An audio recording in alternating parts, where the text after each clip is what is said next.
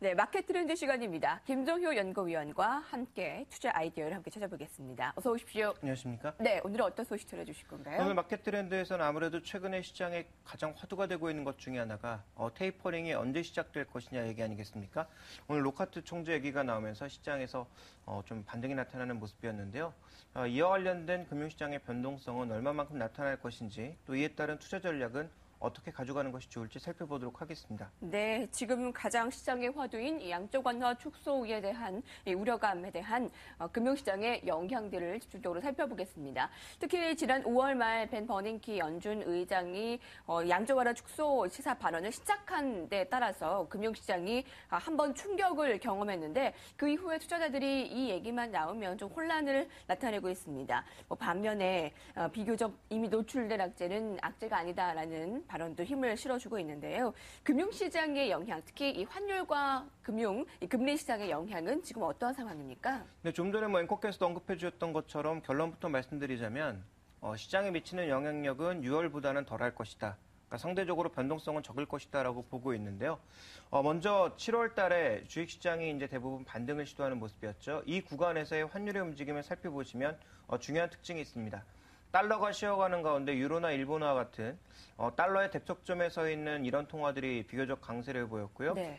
상대적으로 이머징 마켓 쪽에서는 약세를 보이는 통화가 굉장히 많았는데요.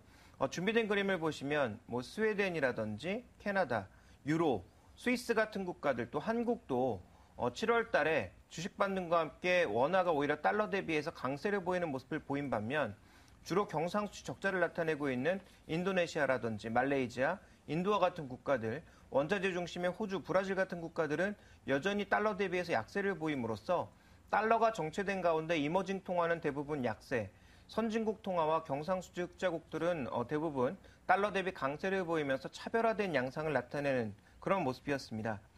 그런데 내부를 좀 살펴보시면 장기적인 흐름 속에서의 달러의 움직임은 여전히 강세 쪽으로 베팅을 하고 있는 모습인데요. 네.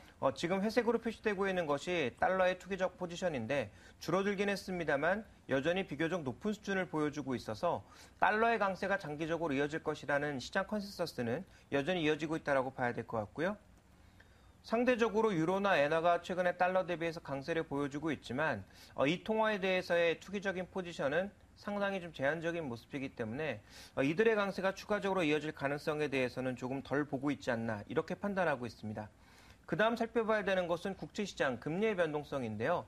일단 이 수급상으로 봤을 때는 미국 정부의 재정 적자도 줄어들고 있고 국채 순증 물량도 계속 줄어들고 있는 상황이기 때문에 실제로 테이퍼링이 어느 정도의 강도로 이어지는지는 좀 지켜봐야 되겠습니다만 시장에서 예상했던 정도의 축소라면 결국은 국제시장의 변동성도 강해지지는 않을 거다. 근데 다만 이제 중요한 것은 미국 경제가 얼마나 빠른 속도로 회복하느냐, 이 성장률에 따라서 금리는 지속적인 상승 가능성이 조금 남아있다라고 봐야 될 것 같고요.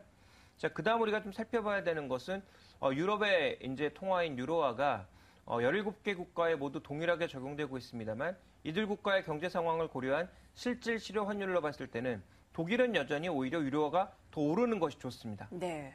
그렇지만 이탈리아나 스페인 같은 경우에는 지금 부채가 많은 국면이기 때문에 오히려 지금 통화가 고평가되어 있다고 느끼고 있다는 거죠. 그래서 추가적으로 유로화가 달러의 가장 대척점에 서 있는 이 통화인데 이들 국가의 움직임을 전반적으로 살펴보게 되면 유로화가 최근에 강세를 보였지만 단기 고점이라고 볼 수 있는 1.34, 1.35 라인은 넘어서기가 굉장히 어렵다라는 점. 그래서 결론적으로 말씀드리면 외환시장이나 금리시장의 변동성은 예상보다 커지진 않겠지만 네. 기존 방향이라고 볼 수 있는 금리의 상승과 달러의 강세는 여전히 진행될 것이다라고 보는 것이 조금 좋을 것 같고요. 문제는 속도가 아닐까라고 생각하고 있습니다. 지금 주택시장 관련주들의 흐름에서 봤다시피 국채금리의 상승 속도가 빨라지면 빨라질수록 이들 종목군들의 움직임들이 굉장히 민감하게 움직이고 있기 때문에 결국은 기본 방향은 움직이지 않는 가운데 속도가 빨라질 것이냐의 문제에 달려있기 때문에 이제 테이퍼링과 관련된 문제보다는 테이퍼링 이외에 국채 수익률의 움직임이라든지 아니면 달러 강세의 속도 자체가 금융시장에 미치는 영향이 좀 더 커질 가능성에 우리가 대비를 해야 되겠다. 이렇게 판단을 하고 있습니다. 네, 주목해야 할 핵심 모멘텀은 달러 강세인데요. 장기간의 달러 약세에서 벗어나 이 달러 강세의 기조는 이어질 것으로 보이는데 이 속도에 대한 부분은 우리가 예의주시해야겠습니다. 금리 상승과 달러 강세의 기조, 핵심은 속도입니다.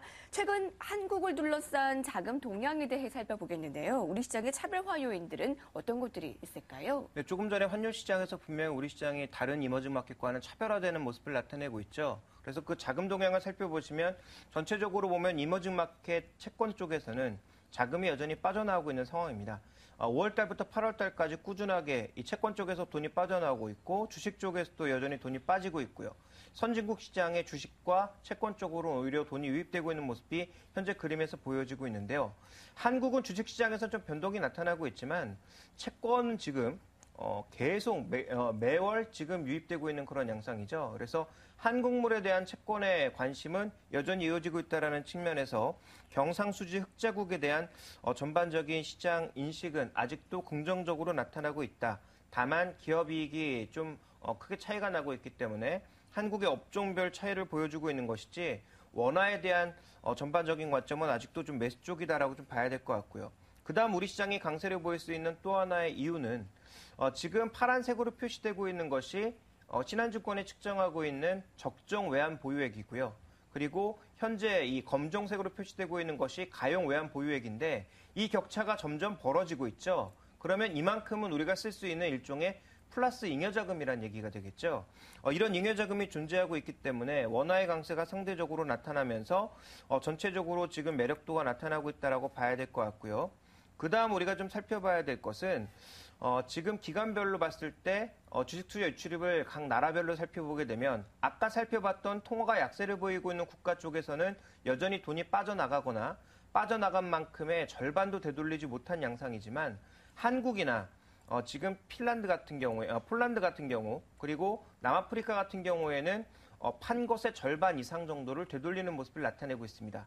그렇기 때문에 전체적으로 지금 밸류에이션이 낮은 수준이고 또 하나 전체적인 시장의 흐름에 있어서 원화의 강세가 이어지고 있는 국면이기 때문에 한국 시장을 둘러싸고 있는 전반적인 자금은 그래도 급속도로 빠져나가진 않을 것이다. 또 아까 첫 번째로 살펴봤던 것처럼 환율 시장이나 금리 시장에서의 속도가 빨라지지 않는 한 한국 시장에서의 외국인 이탈도 이제는 조금 제한적이지 않을까라는 그런 분석이 최근에 많이 나오고 있고요. 또 하나 우리가 좀 살펴봐야 될 것은 뭐냐면 아까 살펴봤던 약세 국가들의 전반적인 흐름에서 드러나는 특징은 물가는 올라가고 있고요. 이쪽이 이제 물가인데 물가는 전반적으로 조금씩 상승하고 있는 국면이고 성장률 측면에서는 피크아웃을 치면서 떨어지는 국가들이 많이 발생을 하고 있다는 거죠. 근데 한국 같은 경우에는 하반기에 경기가 최소한 더 이상 나빠지지는 않을 거다라는 그런 시각. 그리고 물가는 여전히 1% 정도에서 안정적인 수준을 보여주고 있기 때문에 상대적으로 이머징 마켓의 약세가 이어지는 구간에서도 불구하고 한국은 약간 차별화되는 그런 과정이 분명히 있지 않나 이렇게 시장에서는 예상을 하고 있습니다. 네, 결론적으로 QE 축소 영향은 재료가 이미 선반영이 되어 영향이 미미하다면 지금 주식을 매수해도 되는 상황인지 궁금합니다.